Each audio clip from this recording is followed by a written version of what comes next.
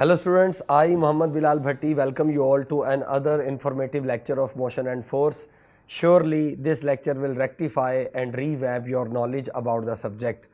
आज का हमारा लेक्चर लास्ट पोर्शन है न्यूमेरिकल्स का। हमने लास्ट लेक्चर में दो हिस्सों में चैप्टर 3 के न्यूमेरिकल्स किए। आज लास्ट पोर्शन है जिसमें हम न्यूमेरिकल नंबर 3.10 यानी तीसरे चैप्टर का 10वां, 11वां, 12वां, 13वां और 14वां न्यूमेरिकल इंशाअल्लाह करेंगे। इससे पहले जो लास्ट न्यूमेरिकल है 3.15 या 3.15 वो न्यूमेरिकल हम पहले ही कर चुके हुए हैं। जब हम थ्योरी पढ़ रहे थे तो थ्योरी पढ़ते हुए हमने 3.1 न्यूमेरिकल किया था और मैंने आपको बैलिस्टिक मिसाइल वाले टॉपिक की थ्योरी पढ़ाते हुए जो असाइनमेंट दी थी वो 3.15 न्यूमेरिकल की असाइनमेंट दी थी, तो उसको भी मैं प्रॉपर सॉल्व कर चुका हूँ असाइनमेंट्स वाले लेक्चर में। तो आइए आज हम जो रिमेनिंग न्यूमेरिकल्स हैं चैप्टर 3 के उनकी तरफ चलते हैं। तो रिमेनिंग न्यूमेरिकल्स में जो आज हम करने वाले हैं वर्कड सॉल्यूशन, वो है न्यूमेरिकल नंबर चैप्टर नंबर 3 का 10th, 11th, 12th, 13th और 14th न्यूमेरिकल। तो 3.10 न्यूमेरिकल से चलें। तो क्वेश्चन है कि एक फ़ुटबॉल को थ्रो किया गया है 30 डिग्री के एंगल पर। कहते हैं अगर हम चाहें कि 40 मीटर ये दूर जाए तो बताइए उस फुटबॉल को इनिशियल वेलोसिटी कितनी देनी पड़ेगी। स्टूडेंट्स अगर आप गौर करें तो ये जो 10वां न्यूमेरिकल है ये उस SLBM यानी जो बैलिस्टिक मिसाइल वाला हमने न्यूमेरिकल किया था 15वां न्यूमेरिकल, ये बिल्कुल वैसा न्यूमेरिकल है। अगर आप क्लास लेक्चर के अंदर पढ़ते हो तो क्लास लेक्चर में पढ़ाते हुए मैं उस 15th न्यूमेरिकल और इस 10वें न्यूमेरिकल को हमेशा साथ साथ करवाता हूँ, क्योंकि दोनों न्यूमेरिकल्स में सेम ही तकरीबन डाटा है और सेम ही चीज़ पूछी गई है और तकरीबन सेम ही फार्मूला लगना है। तो आप देख सकते हैं इस न्यूमेरिकल में जो गिवन डाटा है उसमें एंगल गिवन है 30 डिग्री और उसके बाद रेंज गिवन है, वो हॉरिजॉन्टल जितना डिस्टेंस कवर करता है उसको हम रेंज बोलते हैं, तो वो रेंज गिवन है 40 मीटर और इनिशियल वेलोसिटी पूछी गई है। तो सॉल्यूशन में हम रेंज ऑफ प्रोजेक्टाइल का फार्मूला जानते हैं VI² sin 2 थीटा अपॉन जी। यहाँ पर अगर हमें इनिशियल वेलोसिटी रिक्वायर है तो आइए इनिशियल वेलोसिटी को सब्जेक्ट बना लेते हैं। ये जी डिवाइड उधर आकर मल्टीप्लाई हो जाएगा और sin 2 theta right hand side पर मल्टीप्लाई है, लेफ्ट हैंड साइड पर जाकर डिवाइड होगा। तो हमारे पास फार्मूला बन गया VI² का GR अपॉन sin 2 थीटा। और अगर हम वैल्यूज़ प्लग करें तो VI² इक्वल आ जाता है, जी गिवन है 9 का हमें पता है 9.8, आर गिवन है 40 और थीटा है 30 डिग्री, तो ये sin 2 इंटू 30 डिग्री हो जाएगा sin 60 डिग्री। और sin 60 डिग्री होता है स्क्वायर रूट ऑफ 3/2 या 0.866। अगर ये वैल्यू प्लग करें 0.866 और 392 पे डिवाइड करें तो जवाब आता है 452 और अगर स्क्वायर रूट करें बोथ साइड्स पर तो फाइनल रिजल्ट आता है 21 मीटर पर सेकंड, जो कि रिक्वायर्ड रिजल्ट है। तो इसका मतलब अगर किसी प्रोजेक्टाइल को 30 डिग्री पर लॉन्च करें और आप चाहें कि वो 40 मीटर दूर जाए तो उसको इनिशियल वेलोसिटी 21 मीटर पर सेकंड प्रोवाइड करनी पड़ेगी। आइए स्टूडेंट्स अगले न्यूमेरिकल की तरफ चलते हैं। ये थोड़ा सा लेंथी न्यूमेरिकल है। पूरे चैप्टर नंबर 3 के न्यूमेरिकल्स में दो न्यूमेरिकल्स हैं जो कदरे लेंथी हैं। एक न्यूमेरिकल नंबर 3.9 जिसमें दो इक्वेशंस को साइमल्टेनियसली सॉल्व करके हम फाइनल रिजल्ट तक आए थे, law of conservation of momentum और law of conservation of energy को यूज़ करते हुए। और दूसरा ये न्यूमेरिकल है न्यूमेरिकल नंबर 3.11 या 3.11 तीसरे चैप्टर का 11वां न्यूमेरिकल। इसमें भी हम दो फार्मूलों को यूज़ करते हुए फाइनल रिजल्ट तक पहुंचते हैं। दो इसके पार्ट्स हैं, इस लिहाज से ये थोड़ा सा लेंथी न्यूमेरिकल है लेकिन इंतहाई आसान है। अगर आप इसकी स्टेटमेंट देखें, क्वेश्चन की स्टेटमेंट वो बड़ी छोटी सी है लेकिन सॉल्व करने में ये कदरे लेंथी है।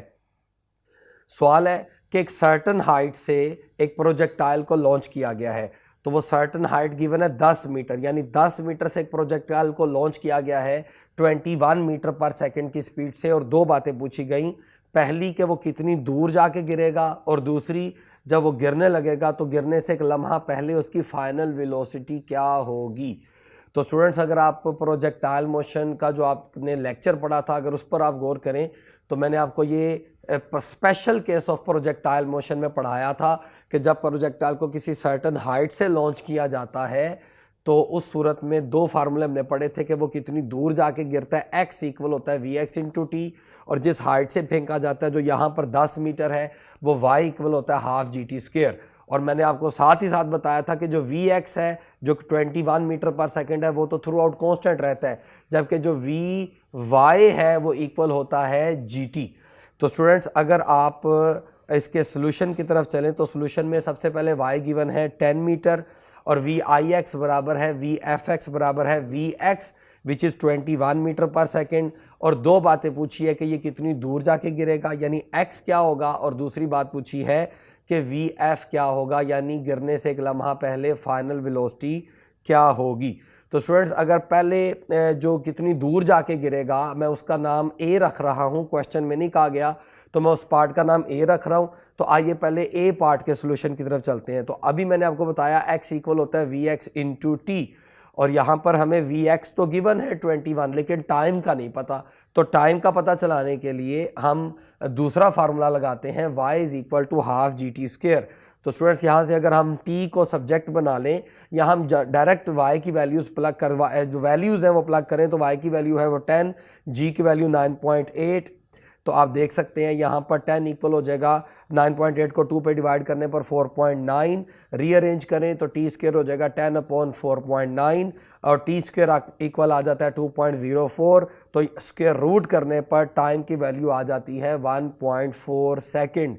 इस टाइम की वैल्यू को अगर प्लग किया जाए यहाँ तो हमारे पास x की वैल्यू आ जाएगी। तो x इक्वल होता है वी एक्स इंटू टी, तो टाइम की वैल्यू है 1.4, वी एक्स ऑलरेडी गिवन है क्वेश्चन में 21, दोनों को मल्टीप्लाई करें तो हमारे पास x आ जाता है 30 मीटर, यानी ये प्रोजेक्टाइल 30 मीटर दूर जाकर गिरेगा। तो स्टूडेंट्स मैं फिर बताता चलूँ कि ये प्रोजेक्टाइल मोशन के स्पेशल केस का क्वेश्चन है कि जिसमें प्रोजेक्टाइल को सर्टन हाइट से लॉन्च किया जाता है और वो सर्टन हाइट y है जहाँ से लॉन्च किया गया, और जितनी दूर जाके गिरता है वो डिस्टेंस x है, और यहाँ पर गिरते वक्त जो वेलोसिटी होगी वो फाइनल वेलोसिटी भी रिक्वायर की गई है। तो आइए स्टूडेंट्स क्वेश्चन के बी पार्ट की तरफ चलते हैं।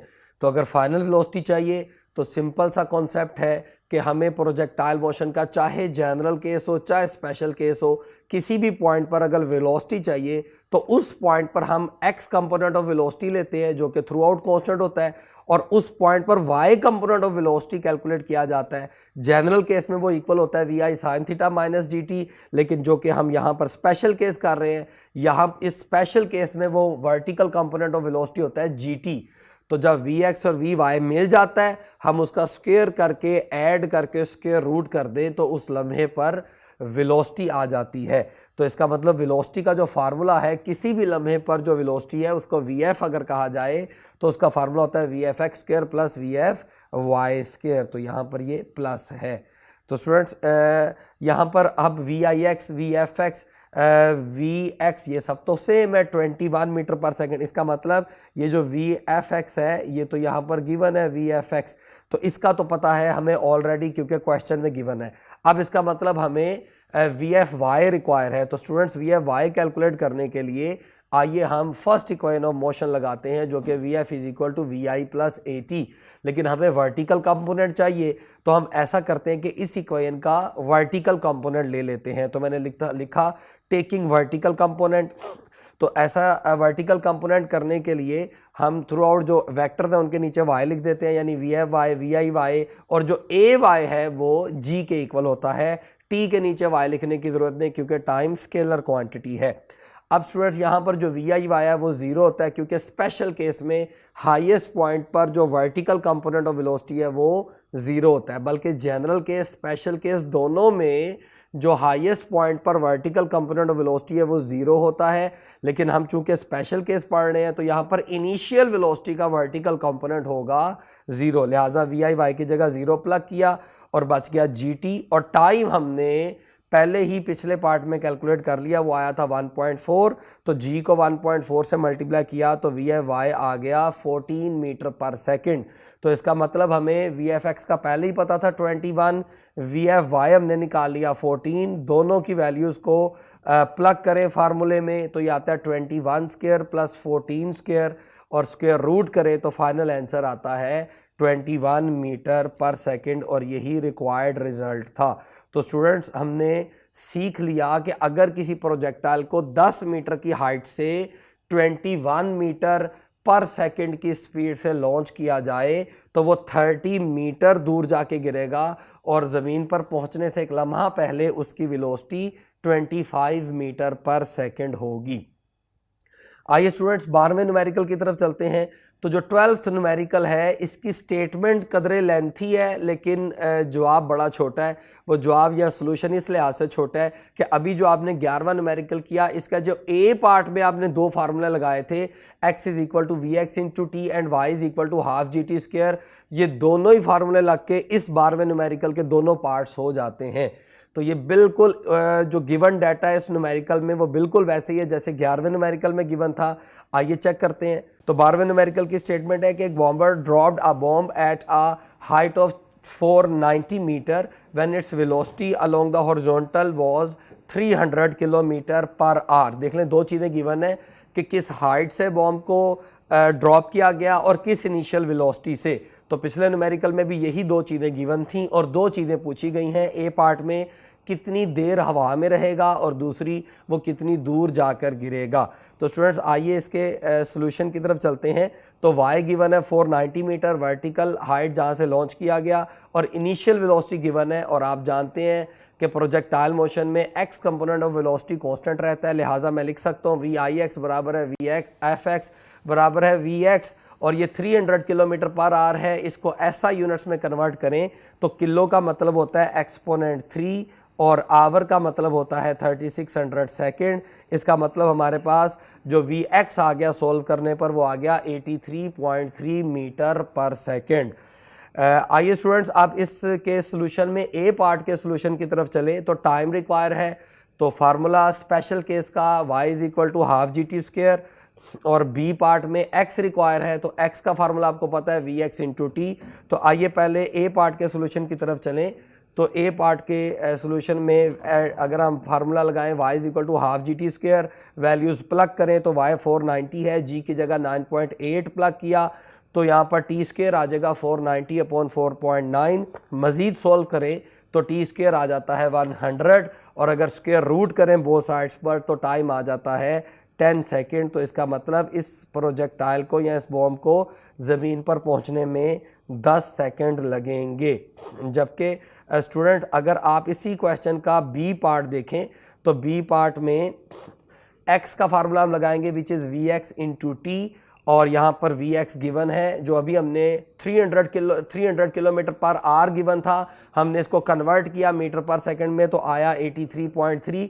टाइम अभी हमने ए पार्ट में कैलकुलेट किया है 10, अगर इनको मल्टीप्लाई करें तो x आ जाता है 833 मीटर। यही रिक्वायर्ड फाइनल रिजल्ट है। तो इसका मतलब साबित हुआ कि अगर किसी प्रोजेक्टाइल को 490 मीटर से 300 किलोमीटर पर आवर से प्रोजेक्ट करें तो उसको 10 सेकंड लगेंगे ज़मीन तक पहुंचने में और वो 833 मीटर दूर जाएगा। तो स्टूडेंट आइए 13वें न्यूमेरिकल की तरफ चलते हैं। 13th न्यूमेरिकल में एक सिंपल सा प्रूफ है जो MCQ में भी पूछ लिया जाता है। आप देख सकते हैं न्यूमेरिकल की स्टेटमेंट के अंदर कोई न्यूमेरिकल वैल्यू नहीं गिवन। क्वेश्चन है कि वो एंगल बताइए कि जिस पर प्रोजेक्टाइल जितना ऊपर जाएगा उतना ही आगे जाएगा, यानी उसकी मैक्सिमम हाइट और मैक्सिमम रेंज दोनों इक्वल होंगे। तो ये एक इंटरेस्टिंग न्यूमेरिकल है जिसमें जो हमने एंगल कैलकुलेट करना है वो डायरेक्ट MCQ में भी आ जाता होता है। याद रखिएगा ये 13वां न्यूमेरिकल और जो इसके बाद हम 14वां न्यूमेरिकल करेंगे ये दोनों न्यूमेरिकल्स तो हैं लेकिन ये MCQ की सूरत में भी पूछे जाते हैं। तो आइए स्टूडेंट्स इसके वर्क सॉल्यूशन की तरफ चलते हैं। जैसा कि क्वेश्चन की स्टेटमेंट में गिवन है कि वो एंगल बताइए जहां पर हाइट और रेंज इक्वल हो। तो एक मैथ का रूल होता है जो क्वेश्चन में कहा जाता है हम उसको वैसे ही सॉल्व करना शुरू कर देते होते हैं।